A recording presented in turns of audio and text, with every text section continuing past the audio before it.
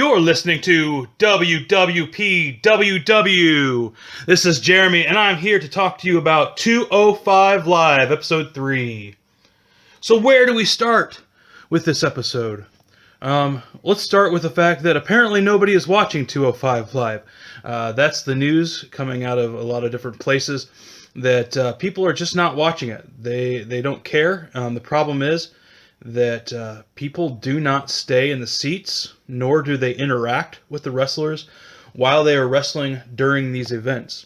And honestly, I don't know why. I think, first of all, that WWE fans are some of the worst fans in the world. They're very, very fickle and quite a bit jerks lately. The product is really good right now. WWE has a lot of great wrestlers that people, the WWE universe is deciding that they hate. In question is Roman Reigns. People hate him for some crazy reason, but he is a very, very good talent. And now, I don't know what it is. I don't know if the WWE universe just hates talent or what, but I think that's what's happening in this case. People don't want to watch this new product. I don't know. Maybe it's that they hate it. Maybe it's they think that it's a cash grab. The only way you can watch 205 Live is by getting the WWE Network or whatever it is. The reality is, this is some of the best wrestling that WWE has to offer. Some of the most creative, some of the most talented people that WWE has run into, they have it on 205 Live. And I don't know if people just don't care or what, but people apparently are not watching the show, nor do they care when they are on Raw, which is sad. I think Jack Gallagher is actually slowly turning that. I think he is a key in getting the Cruiserweights over on Raw. I also think that Cedric Alexander and even Rich Swann, because, Rich Swann does a lot of stuff in NXT from time to time, and he has a warm reception every time he goes there. And so I think he is slowly turning this. I think another issue with 205 Live is this. They are done live. At least the first two were. This one was taped because of the big schedule they had this week with Salute to the Troops and all those other things that they've got going on this week. So they had to tape it ahead of Raw. But I think the biggest issue they need to address is that this is a different division that needs to be put somewhere else. They had a huge hit with the Cruiserweight Classic, and I think that's why they went to 205 Live. But I think what needs to happen is they have a core group of followers there in Florida.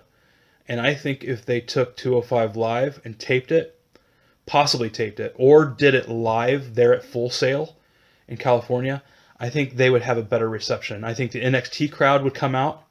No joke. Even if they taped it after NXT, if they moved it to like Wednesdays after NXT, I mean, that's 2 hours right there. They have NXT and 205 Live. Those characters, those people on 205 Live will still be on Raw. Still do what you're doing. They have one or two matches on Raw. Still do that. That I think is working. But move it to Full Sail. Either tape it or make it live, because I think they're toying with making NXT live. I think that's a great idea too. If they made NXT live and then went right into 205 Live, something like that, I think that would be beneficial for the Cruiserweights and for the show, especially doing it there at Full Sail. They have a core group of people there in Orlando that love the NXT product. And when they were at the CWC, they loved that product. And I think they would get a better reaction if they kept it to a central location, at least the 205 Live. Don't move it around with each other. Make them all go to Orlando. Have it live there or have it taped. You don't have to have Morrow there. You can send Austin there and have someone else fill in for the other part of the commentary, because Austin is amazing. He's probably by far my favorite thing on 205 Live. He is hilarious.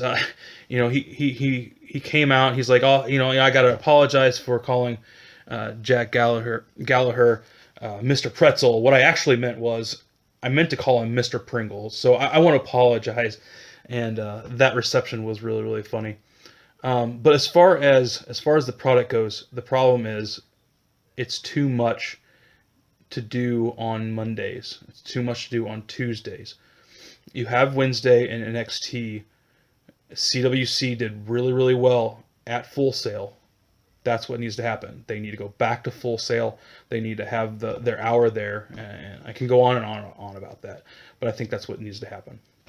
With that being said, solid show. Solid show.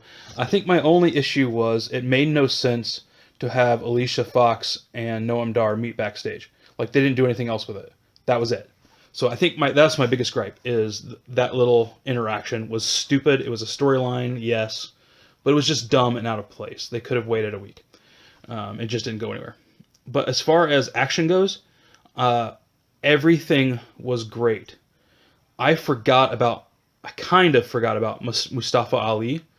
I think he is going to be one of the best wrestlers in the Cruiserweight if they give the Cruiserweights time and the space that they need. Mustafa Ali, I remember he's one of my most favorite matches at the CWC, and I'm looking forward to see how they use him. Lince Dorado is amazing, so putting those two together in a program will be fun to watch. It'll be very, very enjoyable. Yes, that match did end in a double countout, but that's fine because both of these characters, both of these wrestlers, are really good at what they do, and so I want to see what happens out of that. And so I was very excited to see that they had some really, really good spots prior to being knocked outside for the double count out. I want to see where that goes. The stuff that they do backstage with TJP and Rich Swann, I really could care less. However, TJP sounded better this week backstage. He sounded so much better. He's getting better. I really think he's getting better. I think what they need to do with TJP is they need to turn him heel a la Ric Flair. They need to make him the new douche. I hate to say that. I think they need to make him the new jerk. That just the I am the best that I am at what I do. I get the girls. I get everything I want. And kind of turn that out of, I used to be this way, now I'm this, and now I can't see anything else happening. And so I've got to be the best. And so in order to live up to this lifestyle and kind of turn into that Ric Flairish type character, I think that would be really, really good. He needs to be a heel. I think he would be a great heel. He's kind of in the middle of a face and heel right now, which I'm very, very looking forward to. Very, very much looking forward to this triple threat at Roadblock. End of the line. I think it's going to be one of the best matches of the night. I hope. I said that about a couple matches at the last pay-per-view, and I was totally wrong, and thought that one of the worst matches. I thought one of the worst looking matches at the end of watching it was the best match. The chairs match between Corbin and Kalisto was amazing. And so I'm hoping that TJP versus Rich Swann versus the Brian Kendrick is a great match. It's shaped up to be a great match. The stuff that they did at the last 2 weeks of 205 Live has been great. And so I don't know what they're going to spin off. I don't know if this is going to be the kind of the hate triangle, if you will. If they're going to start feuding with each other, if this is what's going to be, or what is going to happen after that. If I don't even know who's going to win. I really don't know who's going to win that match. But I'm very, very much looking forward to it. The match that TJP had with Rich Swann was really, really good. Kind of a surprise win by TJP, but what happened, like I said, what happened afterwards, the feuding behind there, the Brian Kendrick goes out and tries to congratulate Rich Swann and TJP, and he gets kind of knocked on his butt, which is really, really cool. And TJP just kind of leaves Rich Swann in the ring, basically saying, I could have had you. I could have nailed you. I could have kicked your butt. and which is good. And that's the kind of attitude, that's the kind of character I want TJP to spin off into, this arrogant, Ric Flairish kind of heel. I think that'd be great. And so, like I said, the stuff they did with Jack Gallagher and Drew Gulak was really good. I love Drew Gulak. I want to see him wrestle more. But my second favorite thing outside of Austin Aries, my second favorite thing of the night is seeing my boy Tajiri is coming to 205 Live. Tajiri! I am stoked. I love this dude back in his ECW days, and when they brought him into WWE. I love his moveset. He was awesome in the CWC. If you want to go check him out on the CWC, he had some of the greatest matches. Clinics. This dude is a veteran wrestler who's going to bring so much personality, so much fun to 205 Live. Not that, Jack Gallagher isn't trying. I said it a long time ago. I didn't think Jack Gallagher's character would translate well to the WWE, and boy was I wrong. Jack Gallagher is the shot in the arm that the WWE universe needs. He is that playful, fun side, and now Tajiri is coming, and I cannot wait to see him in the ring.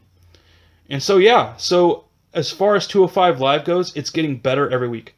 I enjoy Austin Aries on commentary. I enjoy the wrestling. Very, very solid wrestling. And the storylines are getting better. They're picking up. But the sad thing is people are not watching it, and I hope that WWE doesn't get soured on this. Anyway, that's my thoughts on 205 Live, where it should be, and the episode that was. We look forward to seeing the triple threat match at Roadblock. End of the line. And so we'll see what happens. We'll see what happens after that. Again, it was a solid 205 Live, and I can't wait to see the next episode. So that has been Jeremy with the 205 Live. I am signing out. Peace.